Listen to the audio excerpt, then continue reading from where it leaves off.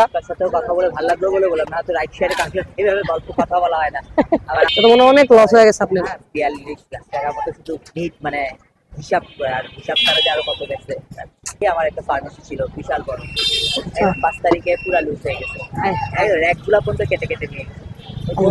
বিসমিল্লাহি তাওয়াক্কালতু আলাল্লাহ, লা হাওলা ওয়ালা কুওয়াতা ইল্লা বিল্লাহ।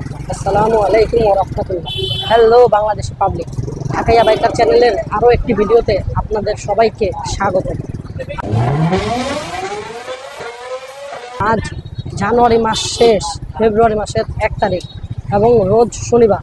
আমার ভিডিওটি শুরু হচ্ছে ঢাকার নাজিরা বাজার চৌরাস্তার সামনে থেকে। পাহাড় অন করার সাথে সাথে একটা রিকোয়েস্ট চলে আসছে, যাত্রী আল্লাহর জায়গার সামনে আমার অপেক্ষা করতেছে। চলেন আগে যাত্রীরা পিক করে তারপর বকবকানি শুরু করি। এমন জ্যাম, এরকম লক না, এটিও লক। না না, আপনার লোকেশন ধরার ভিতরে, আপনার লোকেশন তো ওই যে হলে না দেখা যায় না। আপনার আগে বলো তো, আমি কই গেতেছি আপনি দেখতে পারবেন, আপনি কোনখানে গেলে আমি দেখতে পারবো না তো।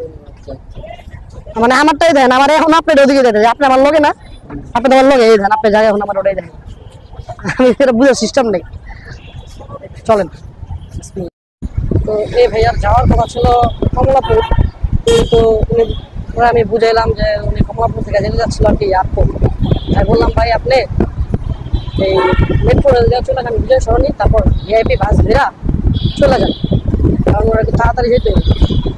কমলাপুরে গেলে উনি এত তাড়াতাড়ি পারবেন না।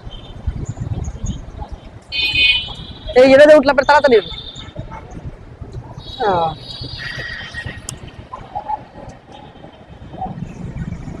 আপনার দোকান যেদিকে আমার বাড়ি ওইদিকেই, আপনার দোকান যেদিকে আমার বাড়ি ওইদিকেই। ভাইয়া 66 টাকা 40 পয়সা এসে, 66 টাকা 40 পয়সা। আপনার ডিসকাউন্ট দিছে 16 টাকা 60 পয়সা।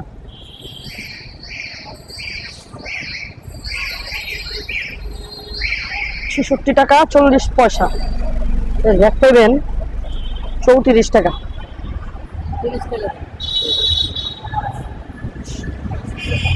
আচ্ছা ভাইয়া একটা রেটিং দিয়ে দেন, রেটিং দিয়ে দেন, রেটিং।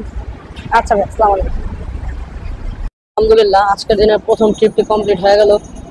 ভাইয়ের ভাড়া ছিল 83 টাকা এবং ডিসকাউন্ট ছিল 16 টাকা 60 পয়সা। 66 টাকা দেওয়ার কথা থাকলো, ভাই আমার 70 টাকা দিয়ে গেল। আর পাঠাও কমিশন গেল 12 টাকা, 3 টাকা গেল চার্জ। আমরা রাইড করলাম প্রায় 1.5 কিলোমিটার, 1.5 কিলোমিটার রাইড করে 68 টাকা আমার ইনকাম হয়েছে। আলহামদুলিল্লাহ, সময় লাগছে 12 মিনিট। তো এর আগের ভাইয়াকে সচিবালয় স্টেশনে নামানোর পর আমি ভাবলাম আমি চলে আসি সেগুন বাগিচায়, এবং দেখলাম আমার তেলটা রিজার্ভে চলতেছে, তাই ভাবলাম একটু তেল নিয়ে নিই। তো এটা হলো মৎস্য ভবন পেট্রোল পাম্প বা রমনা পেট্রোল পাম্প নামে অনেকে চিনে। তো অনেকে জিজ্ঞেস করছেন যে আমি কোথা থেকে তেল নেই। আমি অনেক জায়গা থেকে তেল নিই। তেল কেমন, তেল মোটামুটি অ্যাভারেজ বলা যায়। 10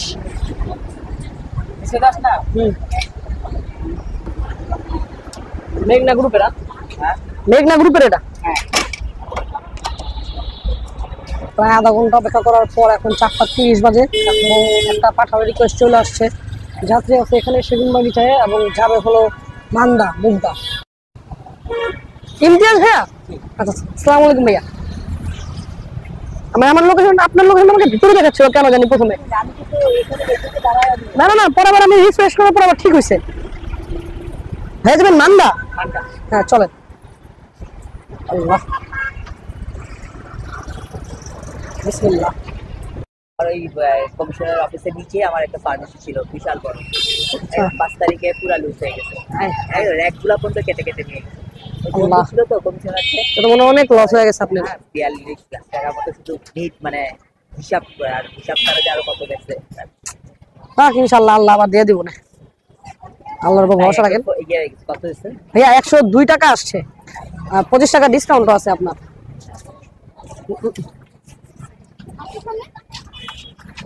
হ্যাঁ সমস্যা নেই, 2 টাকা কিনি। না না ভাইয়া, ইনশাআল্লাহ আবার অন্য কোনো দিন। ভালো লাগলো আপনার সাথে কথা বললাম, আপনার সাথেও কথা বলে ভালো লাগলো বলে বললাম, না তো রাইট শেয়ারে কাউকে এইভাবে গল্প কথা বলা হয় না। দোয়া করেন ভাইয়া। না না ভাইয়া, ইনশাআল্লাহ অন্য একদিন। আমি আপনার কাছে রেটিং দিয়ে দিন। হ্যাঁ অবশ্যই। আচ্ছা ভাইয়া, ইনশাআল্লাহ। আসসালামু আলাইকুম, দেখা হবে আবার। তো লাস্ট যে ভাইয়ারে আমি ড্রপ করলাম, ওনার ভাড়া ছিল 127 টাকা, ডিসকাউন্ট ছিল ওনার 25 টাকা। পাঠাও কমিশন গেল 18 টাকা 64 পয়সা। আমরা রাইড করলাম প্রায় 6 কিলোমিটার, আর সময় লেগেছে প্রায় 23 মিনিট। তো এর আগের ভেড়ে নামাইছি প্রায় আধা ঘন্টা হয়ে গেছে গা। তো এখন পর্যন্ত রিকোয়েস্টের দেখা নেই, আর আমার কাছে মনে হইতেছে না এই জায়গায় রিকোয়েস্ট পাবো। তো ভাবলাম মেন রোডের দিকে চলে যাই, মুগদা মেডিকেল কলেজের সামনে চলে যাইতেছে এখন। ওখানে যাই একটা যাত্রী খুঁজি, খুঁজছে আপনার লগে আবার দেখা করতেছে। আলহামদুলিল্লাহ এদিক থেকে যখন যাইতেছিলাম মুগদা মেডিকেলের ওখানে, তখন মান্ডা প্রাথমিক বিদ্যালয়ের সামনে থেকে একটা রিকোয়েস্ট চলে আসে পাঠাবে। আর যাত্রী কই যেভাবে এখনো দেখি নিকা, আগে যাত্রী যা পিক করি তারপর দেখুন। কারণ এই জায়গার থেকে যে কোনো একটা রিকোয়েস্ট পাবো আশা একদম ছেড়ে দিয়েছিলাম। আমি তো ভাই আপনার একদম লোকেশনে, আমি আর কি বুঝতেছিলাম না যে আপনি কোন জায়গায় যাবেন ব্রিজের।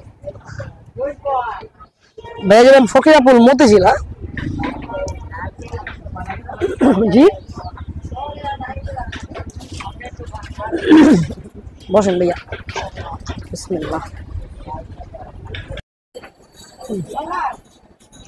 ফরাদ ভাই,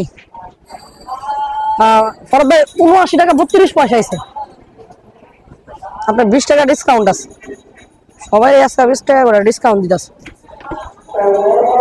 আধা বুঝে দিচ্ছে ভাই, রিটার্ন মনে কত 20 টাকা।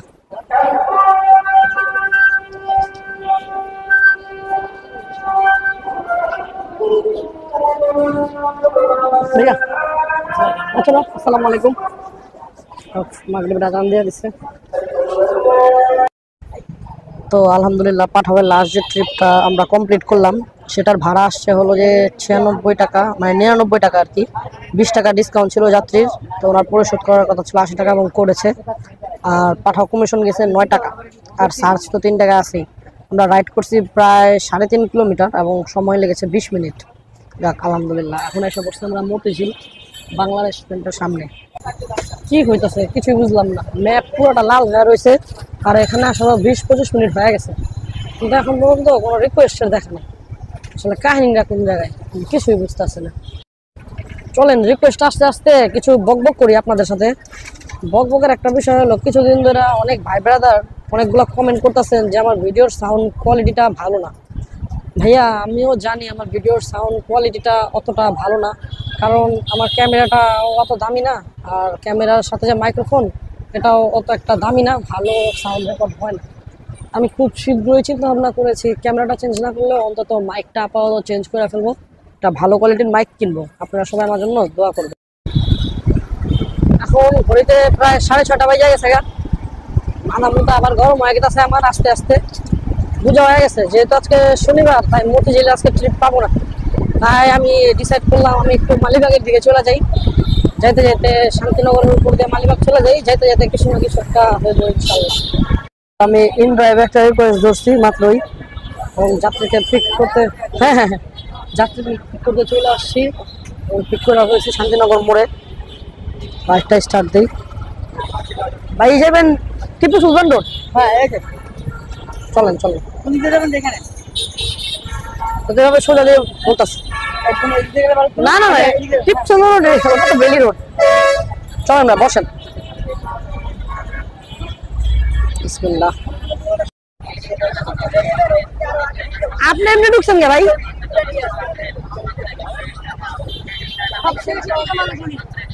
আপনি এমনি ঢুকছেন কে?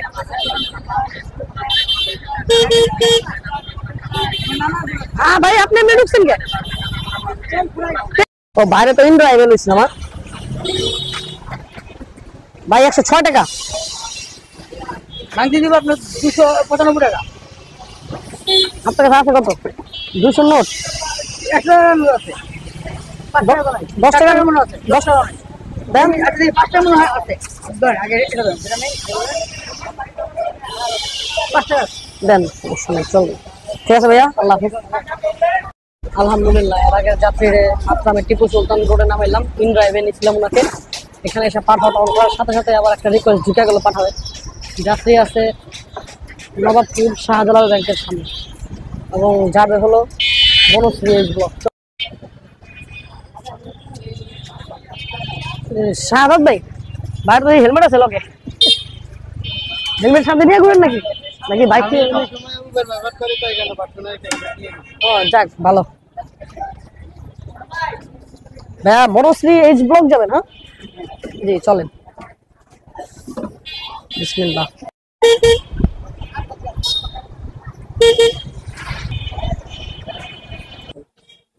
191 টাকা আসছে। হ্যাঁ এই যে কাস্টমার পরিশোধ করবে 191.87। 171 টাকা আপনার ভাড়া আসছে, আর 17 টাকা আপনার চার্জ ধরছে। হয়তো জ্যামের কারণে 17 টাকা অ্যাড করছে আবার। ও হেলমেট তো আপনারই। ওকে ভাই, থ্যাংক ইউ, আসসালামু আলাইকুম। ভাই 200 টাকা দেওয়া গেল, যাক আলহামদুলিল্লাহ। আপনারা হয়তো দেখছেন আমি যাত্রীর নামানোর আগেই অফ করে দিছিলাম যাত্রীর ট্রিপটা, কারণ হলো একটা কোয়েস্ট চলতেছে, আর 3 মিনিট বাকি কোয়েস্টটা শেষ হইতে। 8টা বাজে কোয়েস্টটা শেষ হবে। 4টা থেকে 8টার মধ্যে যদি আমি 3টা ট্রিপ কমপ্লিট করতাম তাহলে কোয়েস্টটা পাইতাম আর কি। এখন অব্দি 2 মিনিট আছে, দেখি এই 2 মিনিটে রিকোয়েস্ট আছে নাকি, কারণ আমি 3টা কমপ্লিট করছি, আরেকটা কমপ্লিট করলেই হয়ে যাবে। দেখি পাই নাকি আরেকটা। একটা ট্রিপ পাওয়া হতো এত সহজ না, তাও 2 মিনিটে। 2 মিনিট একটা ট্রিপ আসা না। 8টা বাইজে গেল, তার মানে আরেক কোয়েস্ট বোনাসটা আমরা পাবো না। সমস্যা নাই, কয়েকদিন যাবত অনেক কঠোর পরিশ্রম করতেছি, কিন্তু বোনাসটা পাচ্ছি না। যাক আলহামদুলিল্লাহ। আলহামদুলিল্লাহ ঘড়িতে বাজে এখন 8টা 7। পাঠা হয়ে আমরা আরও একটা রিকোয়েস্ট পেয়ে গেছি। যাত্রী আছে আমার ঠিক পিছনেই, একদম পাশেই বলা চলে, 10 কদম দূরে। আর যাবে হলো ধানমন্ডি আবাস এরিয়া, সুবহানবাগ মসজিদের কাছে। চলেন যাত্রীকে আগে পিক করি। যাত্রীর পিক আপ লোকেশনে এসে প্রায় 5-10 মিনিট অপেক্ষা করলাম, পুরা মেসেজ দিলাম, তো যাত্রীর কোনো খবর নাই এবং ওনার ফোনে ফোন ঢুকে না। পরবর্তীতে আমি ক্যান্সেল করে দিছি, কারণ একটা ট্রিপের জন্য কি 20-25 মিনিট শুধু অপেক্ষাই করুন নাকি? আসলে আমাদের সময়ের কোনো মূল্য নাই, প্রয়োজন হলে এভাবে হুদাহুদি বসে থাকো, সেটা তাও মানা যায়। দরকার পড়লে বাইক দিয়ে এখানে কোনো ঘোরাঘুরি করুন, কিন্তু রাইড কমপ্লিট করে আসলাম, যাত্রী ফোন ধরবো না, যাত্রীর ফোন বন্ধ, এটা তো মেনে নেওয়া যায় না। যাই হোক, দেখি পরবর্তী রিকোয়েস্টের জন্য অপেক্ষা করি। একটা বাইরে নিলাম চ্যাপে। জি এটাই 128 জিবি মেমোরি আছে। হ্যাঁ চলে। না না না, সারাদিন ব্যাটারির ব্যাপার আছে না, ব্যাটারি তো 3 ঘন্টার মতো থাকে একটা ব্যাটারি, সারাদিন চালাইলে আর কি হবে না।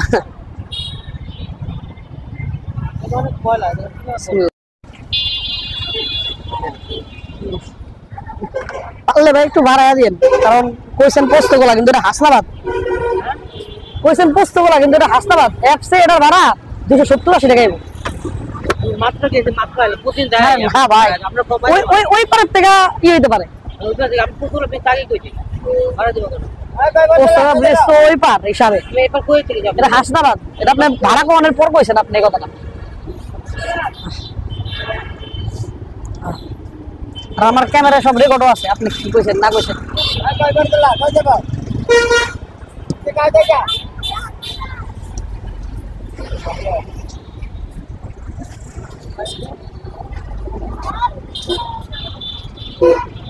কত ধরনের লোক আছে দুনিয়ায়। কইছে পোস্তগোলা ব্রিজ, কিন্তু এটা হাসনাবাদ। এখনো কথা। তো আমি এখন আছি হলো হাসনাবাদে, সামনে হলো ইকুরিয়া বিআরটি। এখান থেকে কি কোনো রিকোয়েস্ট পাবো মনে তো হচ্ছে না, কখনো এখানে আমি এর আগে আসিনি, আর এখানে রিকোয়েস্ট পাওয়া যায় কেমন এটা ব্যাপারে আমার ভালো লাগে। আলহামদুলিল্লাহ এর আগে যে হাসনাবাদ নামায় পোস্তগোলা ব্রিজের নিচে এসে দাঁড়াইছিলাম, পোস্তগোলা সেনানিবাসের সামনে। আর তারপর একটা রিকোয়েস্ট চলে আসে 10-15 মিনিট অপেক্ষা করার পর। যাত্রী আছে এই যে পোস্তগোলা, শ্যামপুর, ফরিদাবাদ, এনআরবিসি ব্যাংকের সামনে। আর যাবে হলো আতিশ দীপঙ্কর রোড, উত্তর শাহজাহানপুর। চলেন যাত্রীরা পিক করি। তো এই ভাইয়াকে পিক করার সময় আমার মাইকটা অফ ছিল, তাই কোনো সাউন্ড রেকর্ড হয় নাই। আরেকটা মজার বিষয় হলো, ওনাকে আমি ড্রপ করার সময়ও মাইকটা অন করতে ভুলে গেছিলাম, আর ওনাকে আমি এই নিয়ে দ্বিতীয়বারের মতো ওখান থেকে পিক করলাম। আমি তো শকড তখন হয়েছি যখন উনি আমার ইউটিউব চ্যানেলের সম্পর্কে জানতে চাইলেন। প্রথম দেখায় আমি ওনাকে আমার চ্যানেলের ব্যাপারে বলছিলাম এবং উনি সেটা মনে রাখছেন। এই আঙ্কেলকেও সহি সালামত নামায় দিলাম। এখন 10:30 বাজে গেছে, তাই বাসার দিকে রওনা দিয়ে দিলাম। তাহলে চলেন আমরা সবাই এখন ভিডিওর সবচেয়ে ইম্পর্টেন্ট পার্টে চলে যাই, সেটা হলো হিসাব কিতাব। আজকে আমি পাঠাওয়ে টোটাল 5টা ট্রিপ কমপ্লিট করেছি এবং 5টা ট্রিপে আমি ইনকাম করেছি 510 টাকা আলহামদুলিল্লাহ। ইন ড্রাইভে 105 টাকা একটা ট্রিপে, আর একটা খ্যাপ নিয়েছিলাম 220 টাকা। তাহলে সব যোগ করলে আমার আজকে ইনকাম হলো 510 আর 105 মানে 615 আর 220 মানে 835 টাকা ইনকাম হলো আলহামদুলিল্লাহ। আজকে আমার বাইক চলছে মোটামুটি 60 কিলোমিটার, তাহলে 220-30 টাকার তেল ধরেন, তাহলে তেল বাবু খরচটা যদি কাইটা দেই তাহলে 830 টাকা বাদ গেলে আমার থাকে হলো 600 টাকার মতো ইনকাম হয়েছে আজকে আলহামদুলিল্লাহ। তো আজকে আমি বাসা থেকে বেরিয়েছিলাম দুপুর 3:30 বাজে, আপনি ব্যাক করতেছি রাতের 10:30 বাজে, মানে টোটাল 7টা ঘন্টা আমি কুত্তা বিলের মতো খাটলাম, আর ইনকাম হলো কত? মাত্র 600 টাকা। বলেন আপনারা এটা কি মাইনা নেওয়ার মতো বিষয়টা? বলেন আপনারাই, এই 600 টাকা ইনকাম এই 7টা ঘন্টায় এত কষ্ট করে নাকি মাইনা নেওয়া যায়? রাইড শেয়ারের অবস্থা খুবই খারাপ, যেটা হয়তো 1 মাস আগে কেউ কল্পনাও করেনি। মেজাজটা অনেক খারাপ, মনটা অনেক খারাপ। আবার দেখা হবে ঢাকাইয়া বাইকার চ্যানেলের অন্য কোনো ভিডিওতে। সে পর্যন্ত সুস্থ থাকুন, ভালো থাকুন। আমার চ্যানেলটি ভালো লাগে থাকলে একটা সাবস্ক্রাইব করে দিন, ভিডিওটা ভালো লাগলে লাইক শেয়ার করে দিন। আসসালামু আলাইকুম ওয়া রাহমাতুল্লাহ।